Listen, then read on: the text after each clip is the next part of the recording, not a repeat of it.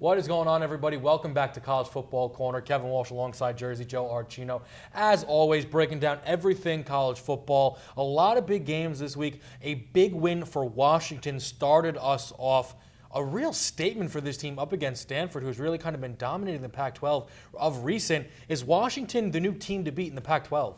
It was a tremendous statement from Washington. I think it's a statement that we were all really waiting from them. And a lot of people at the beginning of the season outright picked them to win the Pac-12. And I think this was kind of the signature performance that said they're going to win the Pac-12. Now, I think the most impressive thing to me that I take away from that game is rarely have we seen someone be able to dictate tempo against Stanford. Stanford has really done a good job against up-tempo offenses, but you saw from the very onset of that game that Washington controlled every single aspect of it. And I think, of course, you look at the head coach there, Chris Peterson, he was there. He started to get his blueprint there. It seems like it's taking full effect. Washington's got a high-powered offense. They got the toughest game on their schedule out of the way, and we'll see if they can finish it out. They dominated the trenches and then dominated that game. It wasn't really a back-and-forth affair. Tennessee, Georgia certainly was, even down to the final 15 seconds. It looked like Jacob Eason made the throw that won them the game. Before we talk about what followed, that throw from Eason and this Georgia team as a whole, what did they show you in that one?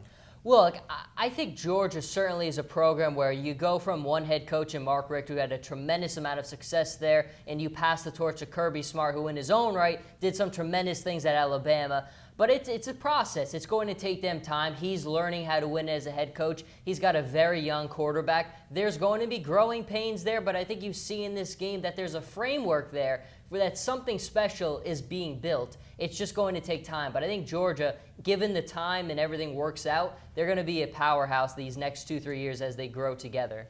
Obviously some future for them, but right now is Tennessee's time.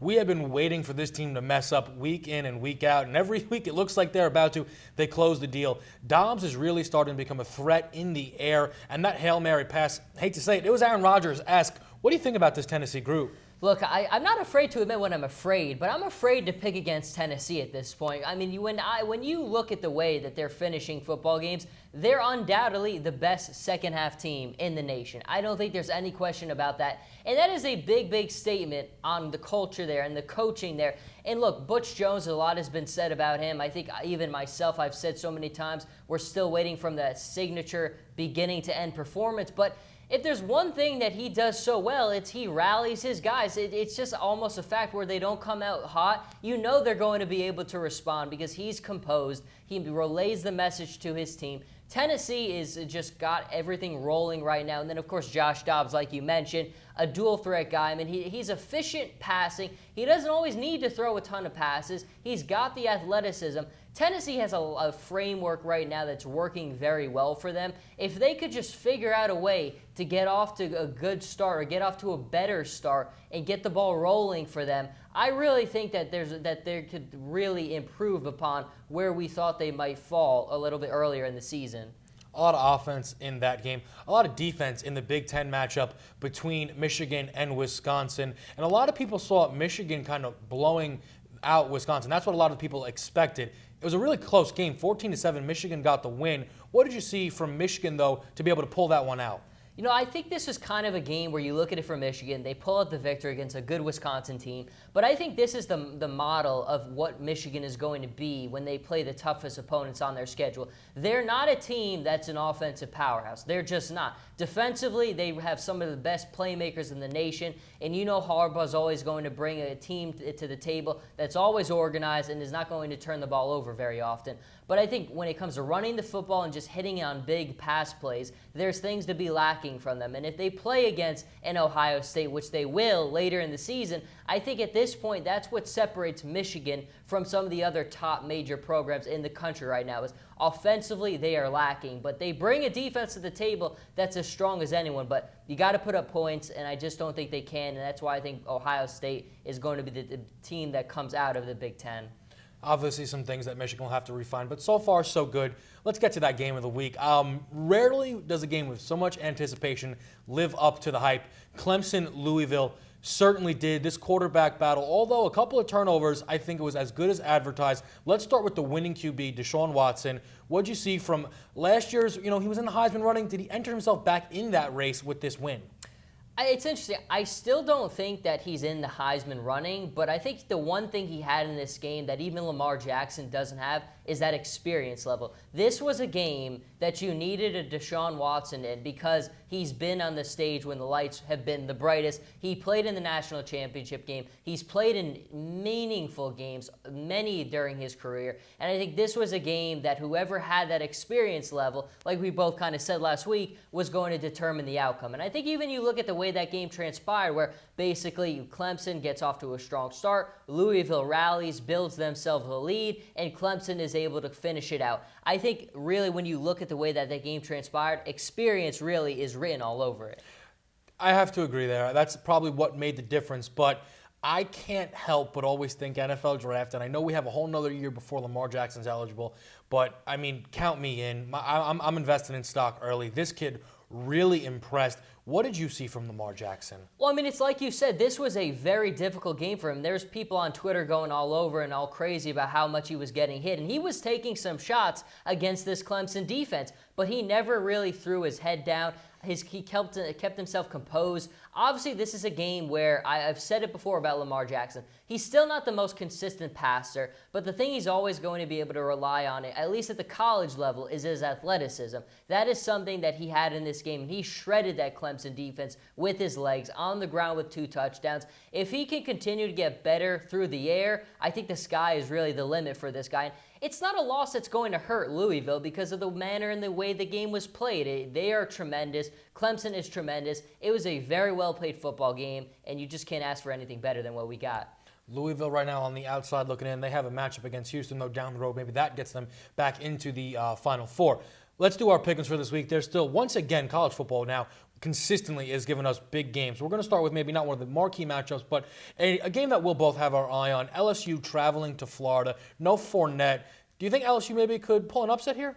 Well, we wanted to see how they would respond with Ed Orgeron in his first game, and they really did. They responded very well. They blew out Missouri at home like they should. There's still so much talent on this team. When you look across the swamp at Florida, Florida obviously is a team that defensively is very, very good. But offensively, the thing that I always worry about with them is, are they going to be able to put up enough points? They squeak one out against Vanderbilt, which makes you a little bit nervous. But I think at home, without Leonard Fournette, Florida's able to pull it out, but it won't be pretty like it normally is. But I do think they find a way to get the win. Yeah, I have to agree. I don't think there's too much you need to read into this game. No Fournette, while the backup is definitely a formidable player. He's a good player. I believe you pronounce Geis. I'm not positive on that, but he's a good running back. He's no Leonard Fournette. Florida's defense has been good. The offense has struggled, but that defense is good enough to take this win at home. Tennessee, Texas A&M. Now, this is a big-time game here because it looks like the SEC has come down to these 3 teams if you include Alabama along with them. And this game really now is a deciding game for these two. Whichever one might be able to contend for a Final Four spot, who takes it? This is a difficult one. Like I said before, I'm afraid to pick against Tennessee, but this is the week I'm going to do it. I think Tennessee, after this, they've got to look ahead a little bit because they've got Alabama coming up right after this.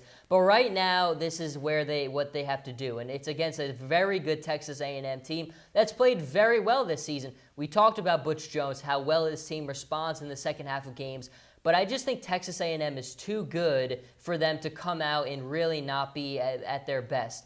Texas A&M is a different level. You have to really come out and be sharp. That's not to say Tennessee can't do it, but based on what we have seen, I just don't trust them enough to start off on a hot note, and I think that'll really be the difference in a game like this. The main reason why I'm going to actually roll with Tennessee here is Dobbs. Their passing game now is extremely dangerous. Dobbs has 7 TDs in his last 6 quarters of football. That, to me, is a big difference maker. Despite all these games being close for Tennessee, I've started to really buy in. I think they actually might be able to challenge Alabama when that time does come. Washington at Oregon. Washington, it's been a long time since they've been able to beat the Ducks, but clearly Oregon is not what they used to be, especially when Mariota and Chip Kelly were dominating the conference. Does Washington continue to roll? I think they do. Now, this is still a very tough game to follow up that Stanford game. I mean, this is another up-tempo team, and even though the Ducks have the problems of their own right now, it's still not a team you ever want to discount, especially in Eugene. It's a very difficult place to play.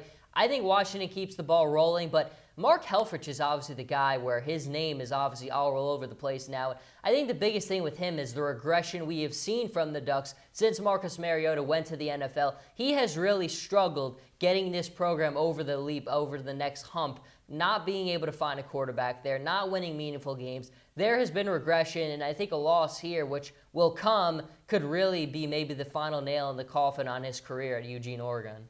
Yeah, you mentioned the real uncertainty that they have at QB. They're actually making a change coming into this game, turning the ball over to a new guy. For me, Washington right now, they have all the momentum in the world to really run away with this Pac-12, and I think that trend will continue here against Oregon. Bama at Arkansas. Arkansas has actually been under the radar pretty good this year. At home, they might have a chance to kind of upset the Crimson Tide. Will they do so? This has been historically always a difficult game for Alabama, the last two seasons especially. And the thing you have to take into consideration for Alabama is their schedule moving forward. You look at Jalen Hurts and everything he's done for them, but obviously Alabama right now is a program where they have one gimme game the rest of the way. It's against Chattanooga. But aside from that, they're facing Arkansas, Tennessee, Auburn at the end of it. There's no breathing room towards the end of their schedule, and that's going to make it so difficult for Nick Saban. A loss is going to come. You're not going through this stretch. You have to go to LSU. You're not going through this stretch without a loss unscathed. I think they get past this one, but next week against Tennessee, all the games moving forward, Alabama to me just is get everything thrown at them at the same time, and to me, I just don't think that they're going to be able to keep that perfect record intact. I mean, truthfully, I couldn't really said it better myself. I do think that there is a loss in this schedule for Bama. I don't think it's this week. I don't think Arkansas has enough talent to overcome Alabama, but there is a loss in that schedule somewhere, just not this week. Final game of the week is FSU at Miami. FSU now has really fallen off, losing at home to UNC, who at the time was unranked.